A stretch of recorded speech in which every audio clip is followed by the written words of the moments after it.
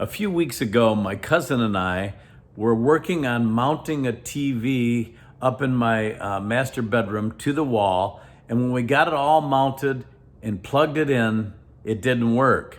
The TV was fine, but there was no power coming through that outlet.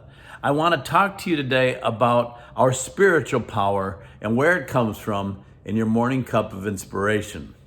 So we put the meter to the outlet and found that there was no power coming into it.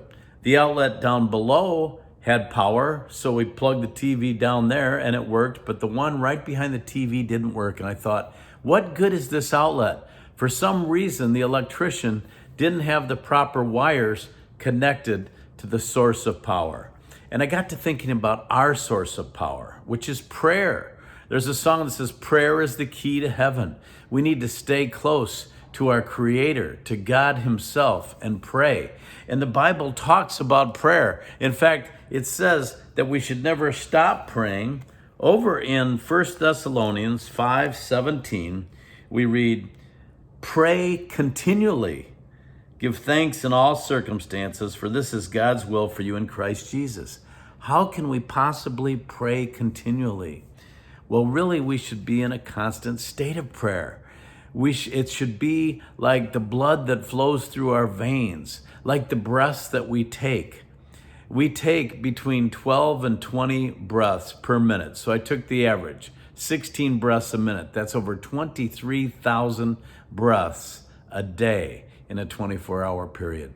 Think if we set up 23,000 prayers every day, the type of power, the type of strength that we would have. And, you know, Jesus gave us the example of prayer. The night that he was betrayed, after the Last Supper, it says in Luke chapter 22, verse 39, Jesus went out as usual to the Mount of Olives, and his disciples followed him.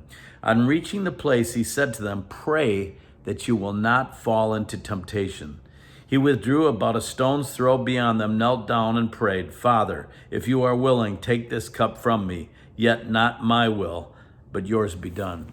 Jesus knew that night when he was going to be betrayed and arrested and ultimately crucified, he knew he needed more power, more strength than ever before. He had to be connected to God the Father, to his source. And so do you and I. So I ask you, are you praying enough? This is where I start my day off, right here on this couch, having my prayer, reading my Bible, having my devotional time. And that's where I get my strength and my power to make it through another day. These are difficult times we live in. We need Jesus more than ever. And we need to stay close and we need to stay plugged in so that we can face every day's challenges. I hope that blesses you, and I'll talk to you soon for another Morning Cup of Inspiration.